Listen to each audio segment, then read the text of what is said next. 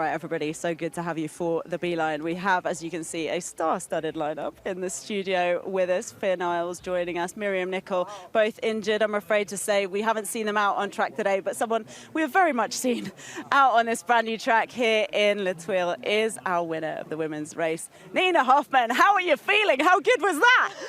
Man, after Jackson winning as well, I'm just overwhelmed, and it's just such a great day. Can't put it in words. We've seen a month ago only when you had that big fall, and people were, I think, a bit surprised to see you racing the very next round. I was surprised. I said to myself, Val di Sole's bonus race, I would have never ever thought I'm going to be here. I mean, this has been easily a season ender, this crash. I don't know how I walked out of it with no injuries. I mean, my back is still not right, but we're pushing through it, and it's not too bad. So yeah, I'm getting more and more confident now on the bike, and this win definitely helps a lot. So yeah, stoked. How are you managing that pain then, in terms of when you're getting out there, or how do you? It's not a block. It's clearly not a blocker to you when you're out there. Nah, it's not a block. Definitely not. When I'm on the bike, I'm almost not feeling it until I do a weird movement. It's actually the most painful in bed during night when I lay down. Next time I take some painkillers, Myriam. I will. I'm just not a big fan of painkillers, so I went through the week without. But it's not just. People should not hug me around here, so this is the worst. So I had to avoid that quite a lot today. Understood. I can imagine people might be wanting to. Myriam, what did you make of it? Let's talk. Yeah, no, that's insane. And yes, this morning for breakfast, you talk about her backs, and when I saw you ride, I was like, man, she's riding so good, and you've been really strong. Especially on the last two split, like even stronger. I think like she's a strong girl and she's working hard, and she could push until the finish, and she always wants some more, and this is a good racer. What do you feel? Yeah, a little bit. Like in Val di Sole, I told myself all the time. I could feel like I'm riding good, but I told myself, hold back, don't push too much. You just had a really big crash. You don't need another crash. And this weekend, I felt like I can give it a little bit of a go, like a little bit more, and a little bit more pushing, and but still like trying to not crash. It's so easy to crash on that track, and I think this balance of like a little bit of pushing but still holding back was the key. Because when we were watching it together, Finn, weren't we? You were saying like this is the winning time straight away. A really incredible time compared to yesterday. I think you went almost 7 or 8 seconds faster, maybe even a little bit more than you did yesterday. At least 7 seconds. At least 7 seconds. 7 seconds faster than the fastest qualifier yesterday. Coming down and just seeing how fast and how fluid you were at the bottom. How did you get in the mindset to execute that so well? My mindset for this run was managing fatigue, because yesterday I got really tired doing my qualis run halfway down, and I had to slow down, and I was like, I'm in a good run, I just take it easy now, I want to go through Q1. And I was telling myself, you're not going to do this today, you're trying just to push and push, and if you're getting tired, you're still going to push through that. But weirdly, I wasn't getting tired, and I think I was in that flow state. I was just feeling it, and like everything felt easy, and I was waiting for my legs to cramp or for my arms getting tight, and it didn't happen. So I just could keep pushing, and the run felt kind of not even spectacular to me. Like it felt like a solid, like a good solid run. So then I turned around in the finish and I saw my time. I was like, oh my hell, that was good. Like no matter what the other girls are doing now, I'm just stoked on that time already now because I knew there's 4 other girls coming. Yeah. We're just enjoying seeing. This is when Tani hugged me. I was like, no. It's literally such a crazy sharp pain that comes. It's weird. I maybe have to go and get it checked after Andorra. Oh, love. Well, definitely. It's not getting better. This is normally injuries and stuff like that are getting better after a couple of days, but it's almost getting worse. Oh, my goodness. All good, all good. We have to take care of you, Nina, because what you... That's a classic rider response right there. Have you, that flow state you're talking about, have you felt it like that ever before? Can you remember? I had it in Fort William definitely when I won this race, where just everything felt easy and light. And I think this was the last time I really felt that state. It's taken, Also, I think now if that run would have been like a 3rd place or something, I would have maybe evaluated a little different. But as it was a winning run now, I'm like so elevated. I was like, oh yeah, that was definitely flow state. With this time, it was definitely a flow state. I need to watch my full run. I want to see it because everyone says like it looks so easy. It seriously looked really easy. Like at the bottom, it was like 2.7 seconds in one split you pulled. And it was like, it just looked like you were just so smooth and really smart with your braking. I also kind of knew where I had to, like I was really conscious of where I had to brake and where I could let go and where the crucial corners were. So I tried to hit them and I actually got them all really good. I got this off-camera section before the shark fin road gap really good. Super smooth. And as I was through there, I was like, yes, baby. And then the next couple sections were kind of like this little uphill before split 4. Nailed that one as well and was like, okay, now it's only going to get through to the finish. Don't know. And for you to have a run like that, the bike must have felt really good and really dialed. I think this season I'm on in general, a really good bike setup, and we're just getting better and better every race, and I've got really sensitive to suspension changes and geometry changes. And I was struggling with that in the past, but I think this season I kind of found it, like, to set my bike up in just like 4 or 5 runs. I even changed something this morning, which I usually never do because I'm like, I don't want to change something on race day.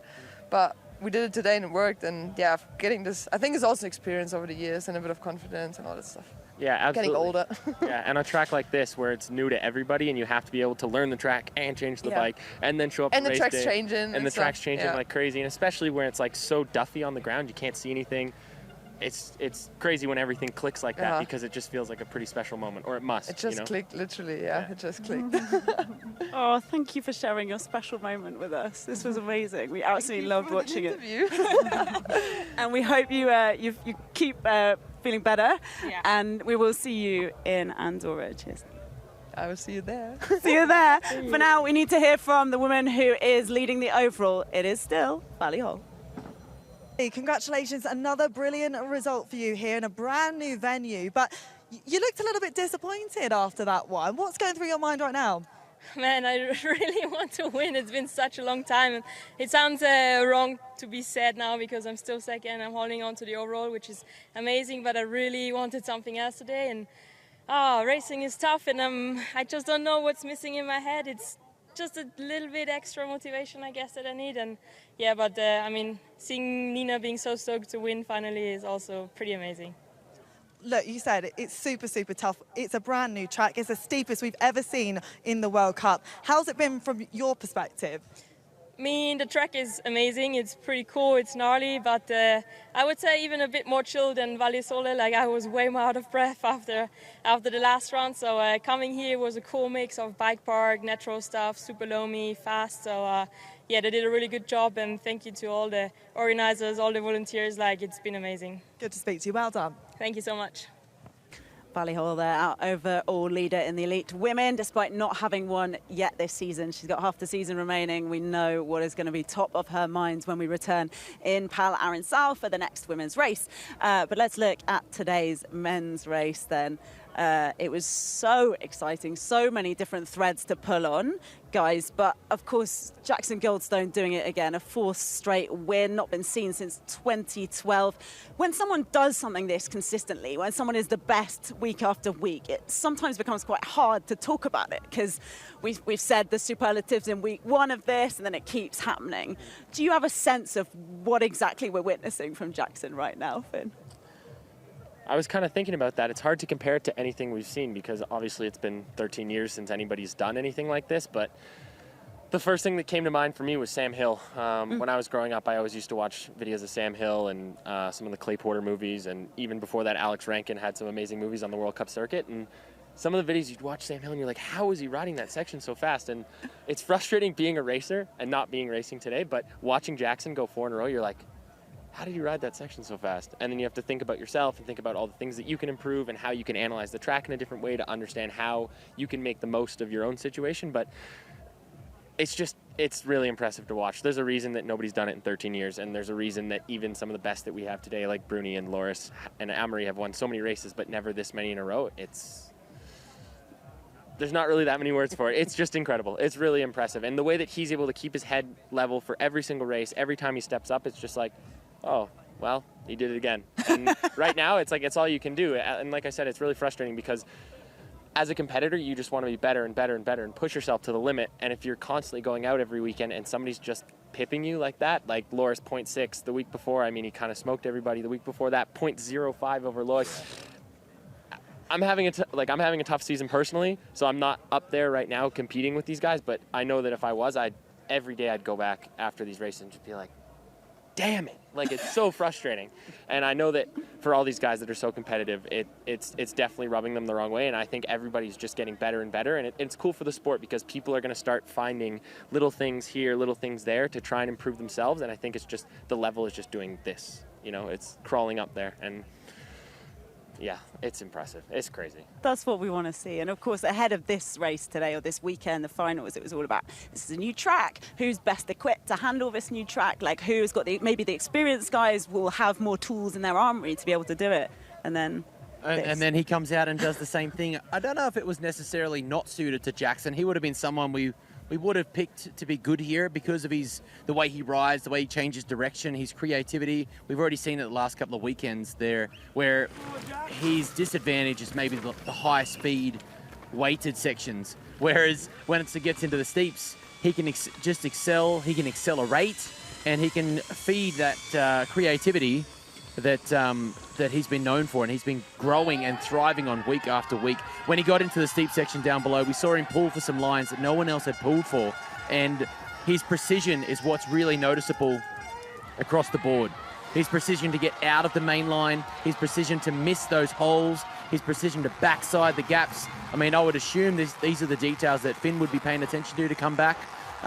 So many people do the big things well. Only a few do the little things incredible, and he is one of those that's incredible. And you know, it is his fourth in a row. It's hard to look past that incredible feat, but man, we had some amazing stories today, and even the negative, the crashes are a big story today. The way the track deteriorated, it showed how difficult this course was to race. It showed what that evolution of a brand new course does, and just how difficult it is to put together a run like Jackson did, like Loris did, and like Loic did. It's not as easy and effortless as he makes it look. And unfortunately, some people had some huge crashes today, and we really do hope that Ronan Dunn is okay. Ryan Pinkerton, Luke Meyer-Smith had a big one. Andy Kolb crashed out twice in our qualifying.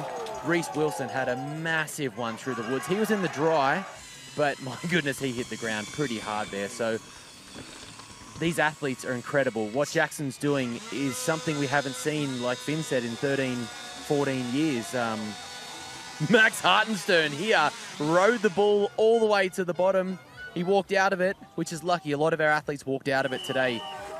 It shows how wild and how aggressive this sport is, the limits that it's been pushed to, and the dedication you need. And this man here knows all too well. He unfortunately came unstuck in Val di Sole with a crash, and now he's on the rebuild. So I can talk about it all we want from the sidelines, but Finn, you're in it. What is that? What it is? Is it the limit has been pushed? The level is now raised in a way that we haven't seen since 2012 or before.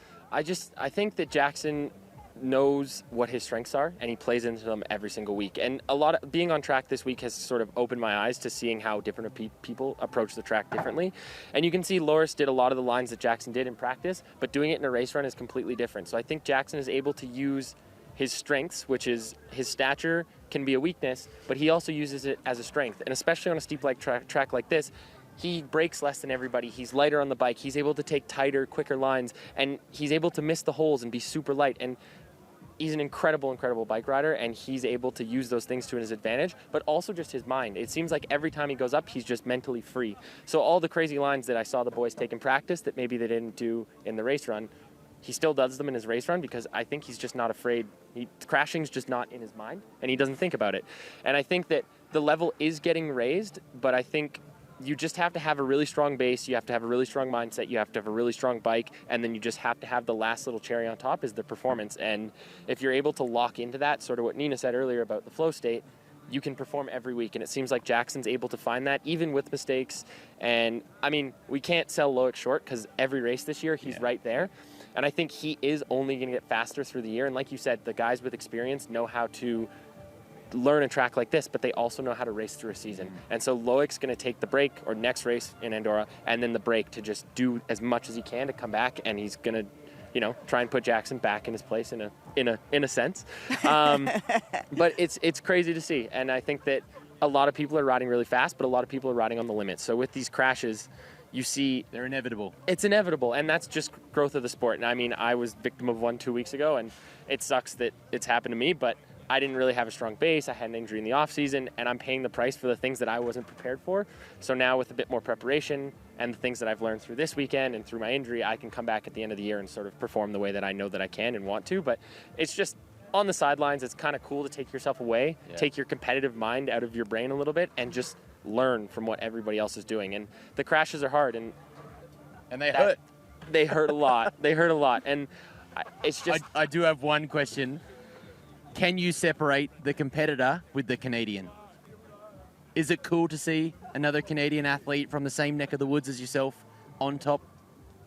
Yes. I mean, it's only good. He's being a good guy here, Josh. Yes, that's the impression I'm getting. It is yes-ish, because I think there's a huge legacy in Canada with Stevie Smith being the overall champion in 2013.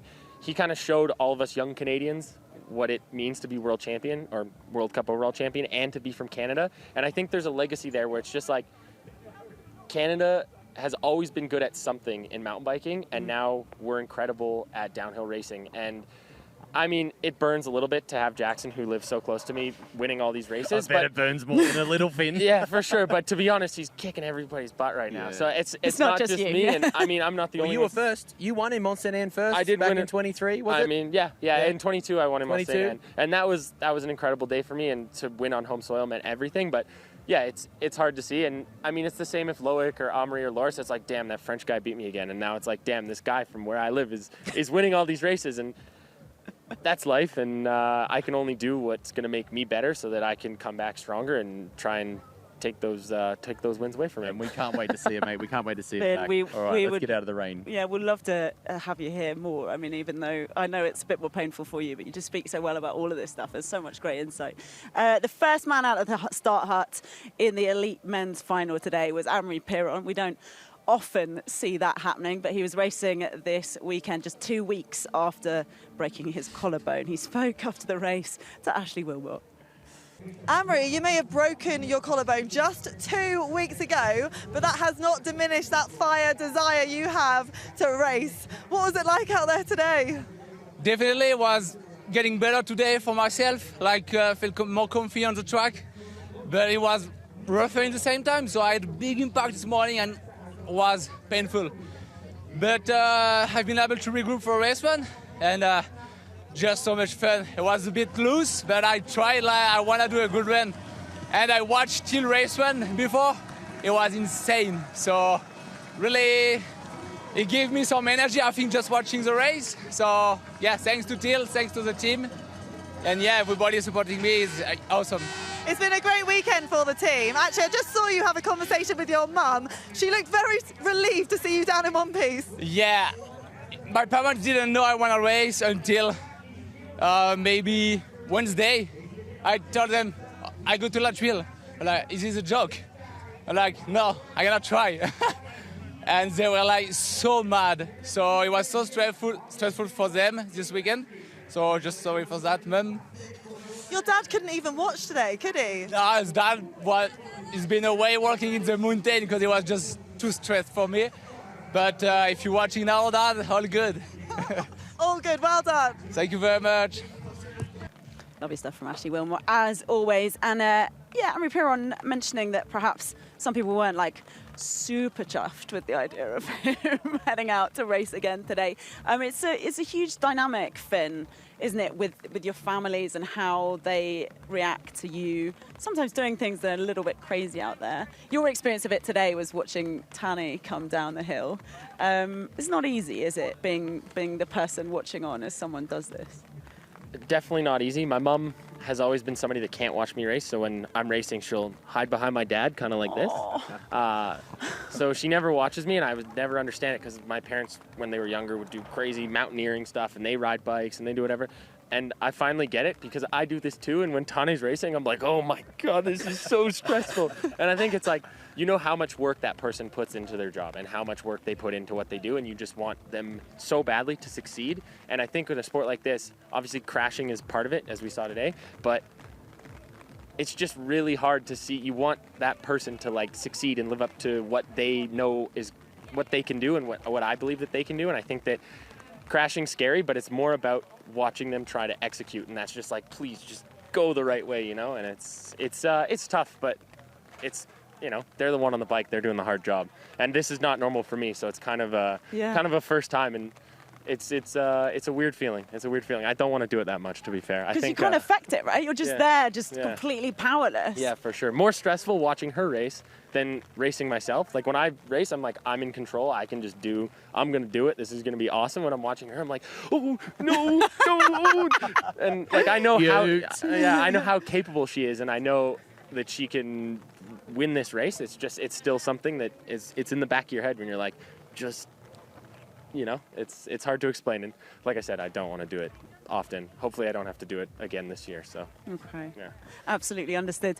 Now look, if for someone who was watching on the last few runs from a slightly different perspective, but watching with their hands hidden behind their hands, was Loris Vergier, and Josh talked to him after the race.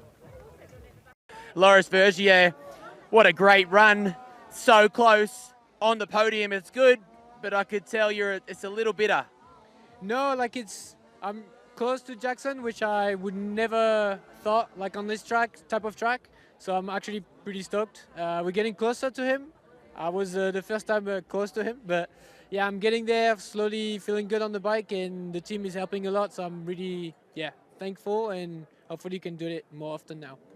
What was going through your mind at the top of the hill when there was so much unpredictability and the course hold, the weather, the sun? You were unsure of the conditions. What were you thinking about? For some reason, it felt like world champ where you have to give it all or crash. So I was ready to crash. Like I didn't care, because if you care, like you're gonna crash. So I was trying hard, and it didn't happen. So pretty stoked. But yeah, no, it was just all out and give it a try. And that's why I'm up here without a crash and with a good run. So pretty stoked on that, but definitely I know what the pace is now, and it's fast. So let's try to understand what to do and do it more often. Now this is a big result, not only for yourself but the brand new team as well. It's hard to remember that you're brand new to the Commencal Muck-Off team. Is this a nice reward for yourself to give back to the team after all the work you put in to this point? Yeah, for myself, like it's one of those days. It's like a podium. It's good to be back, but for the team, like all the effort they do to help me, like it's like a payoff, and they're like, okay, I understand why he's annoying, and we're actually helping him. So I think it's a well-deserved podium, and they understand how I work, and hopefully it's like an understanding on where to go. But definitely, like we tried some things that worked, and hopefully we can. I said hopefully too many times, but yeah, yeah, we can do it again more often. That'll be good. Not only are you racing for yourself, the team, the Rainbow Bands as our world champion, but you're an ambassador for the Thuile area. Was that nice? Was that a reward? I know you had a lot of pressure to perform at this, not your home race, but somewhere that you're a part of. Yeah, definitely. Like it's one of those days where it was a nice gesture to them, but I didn't expect it. Like I kept on saying, like it's not my type of track, and I usually don't really. Yeah, I'm struggling here, but definitely was a good day, and it was a nice gesture. They were happy, and they understood again like why they're doing it, and yeah, good day. Congratulations, it was an epic day. We've held you back from your thousands of fans here, so we'll let you get into it, and we cannot wait to see you next weekend in Enduro. Thanks, Loris. Thank you. All right, team, the rain is falling down on the beeline, and we're about to go and get tucked up and get warm. Josh, though, it's not long until we're going to be hanging out again. We're heading to Andorra. It's a triple header again. We're back on the triple headers, which means there's a lot more going on in and around downhill as well. What are you pumped for? Oh, just another epic racing. The speeds of Enduro will be super high. It's at altitude again. It's variable with the weather, and we get to go and enjoy it all again. We get the cross-country circuit back and the whole fam back together. I think with the downhill scenes today, they're just going to grow more and more next weekend in Andorra. I'm just excited to continue this show and keep it going, and hopefully we see Finn back on the race circuit, and we continue some great stories. All right, we've had a brand new track which has really done its job here. The 28% gradient has been a bit of a stunner here in Thuile. We're going back to a bit more of a heritage track here in Andorra in a week's time. Come and join us. Finn Iles, that goes for you as well. You've been incredible. Thank you so much. Thank you so much for having me. Appreciate it. Nice one. We'll see you again soon. Take care.